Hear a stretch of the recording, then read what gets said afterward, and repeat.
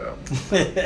If you say so. Well, no, listen, if I'm saying it, I'm just saying it because I saw read about it. I don't know if I have the credibility of having been there. I just read about it. Yeah. I mean, there were times when guys that were brought in that kind of bonded with Michael, Sam Vinson, Darrell Walker, but those were veteran players that had been around him probably previously, probably from college, but as far as players that he played with in the 90s, he didn't really bond with players on that team. But I thought he was good friends with Oakley. I thought him and Oakley were very Oakley wasn't on that team. No, but Oakley from the beginning era when he was coming up. Wasn't Oakley one of his teammates when they got rid of him? He was upset about it because he liked Oakley and they had a friendship together. Yeah, that's the story that's being was told, but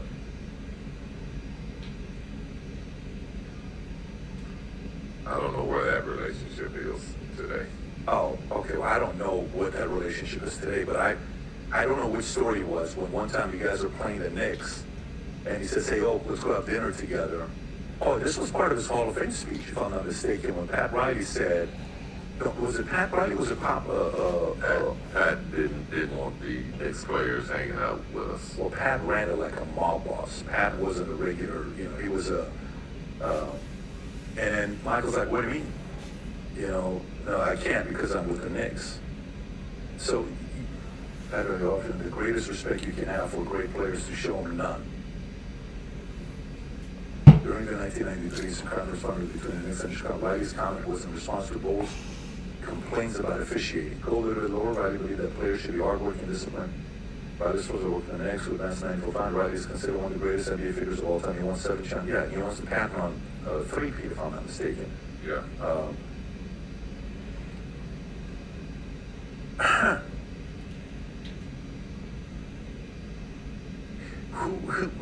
Rob, who was Michael's best friend in the NBA? I don't know. You got Charles Barkley. While they played. I don't know. By the way, so we can, transition to the next story, but I'll tell you how I process this. And Scottie, whatever I say, please tear it apart. Don't just kind of let me get away with saying this here. Okay? I want you to tear it apart and say you have no clue what you're talking about. So, there's no way a guy does what Michael did, the number of scoring titles, finals MVP, one guy who was the MVP, finals MVP, defensive player of the year, and he's only 4 people have ever done that, and he's the only guy that's done it 4 times. The one that we all read about and we all see about. And a number of seasons, he played 82 games, and the phrase about the fact that I'm not going to miss a game because the father, maybe the only game he's bringing his son over to the game, that I'm going to go out there and give my best because I owe it to that father that brought his kid, and being a guy that was a sportsman, the face, taking it to different eras. There's something that he said at the end of The Last Dance. And I'm curious to know how you process this, because I don't know if anybody's asked you this. Remember at the end when he gets emotional and he steps away and he says, look, if you can't understand me, that we did this and I wanted to win and I wanted to do this and and it was the only time that he got emotional and got away. How did you process that moment when he's looking at that iPad and he's kind of giving a message and he needed a break? I didn't see it. You didn't watch The Last Dance? I didn't see that part of it. So you didn't watch all the 10 episodes? No. After what episode did you stop watching it? Probably, I don't know, probably 6, 7. The Kukoc episode. Yeah, something like that. You saw that episode. Was that the one? I don't think he watched that episode. This, I'm done. I don't think he watched the series. My kids got turned off on it, so it's kind of turned me off, so I didn't have any interest to watch it anymore. Yeah. Well, very interesting. Sometimes it's when a guy that comes in and is a lead dog and got a lot of the thorns that came his way, it's very hard to be a Michael. And I think it's also very hard for anybody to understand Michael. Anybody to understand Michael. I think there's only a few guys that to understand the level of, you know, craziness to compete and the drive and it's not a, I don't know how many people you can put in that to compare it to. Maybe a Brady and a couple other guys that, you know, that's so interesting. I just learned a lot, Scottie. Oh yeah. Well, I will say Michael, he was built different. Competitive, 24/7. Not too many people are built like that. I agree. Willing to compete at any level and at anything. So when you look at these players in today's era, being LeBron, there's really no comparison. When you talk about the level of competitiveness, Michael bunched up all of his competitiveness and sort of exposed it out to the world within 12 to 14 years. We saw his whole resume, his competitiveness, his drive, his will to win, what he's wanted to do. When someone like LeBron has to spread that out for 20 plus years, it's not the same drive. Is that a shot? Fight is not the same hunger. That's some shade? And so when people try to make those comparisons of those two players, it's like talking to someone in the front seat and the back seat. They ain't even in the same lane.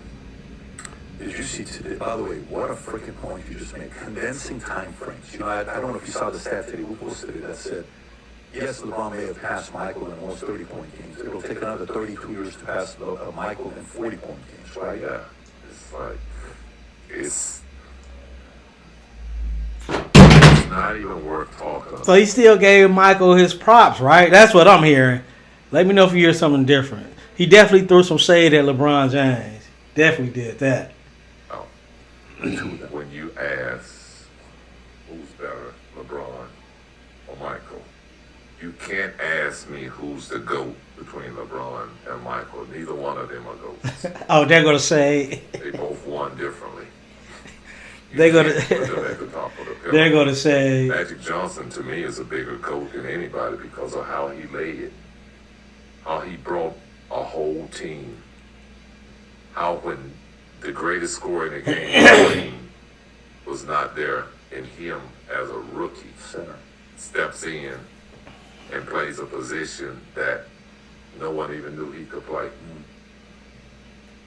That's transcending what you can do as a player. Yeah, that's why when you ask the question, how do you define it for GOAT, your definition is very different. You know, to me, the definition of comparing a LeBron versus a Michael, you know, LeBron had a Wade, LeBron had a Bosh, LeBron had a Kyrie, LeBron had a Anthony Davis, and Michael had you. It's a different game, too. So, hold up. I have to say this. Michael had Ron Harper. Michael had Dennis Rodman. Michael had Steve Kerr. Michael had B.J. Armstrong. Them were some pretty good players, man. So you just can't just say they just had Scottie, man. Come on now. It's a different You know, game, too. I think for me, when I... LeBron got lanes every night. When we played, there were no lanes. Wasn't nothing but hardwood floor. If you go to the basket, you're going to hit the wood. Oh, man, that's too funny. There's no comparison. There's the basketball in the late 80s into the early 90s. Physical, hard-nosed, no layups, earning from the free throw line. Today's game, it's about three-point shooting. It's about driving into the basket, finishing. Did you hear me say, earn it at the free throw line? That doesn't even exist in today's game. 3-point contest. It's just about shooting the ball. nowadays, more than ever, the brand you wear. So yeah, let me know what you think. Did Scottie send shade towards Michael and LeBron? I think he did. Let me know what you think. Like, comment, subscribe. I'm out of here.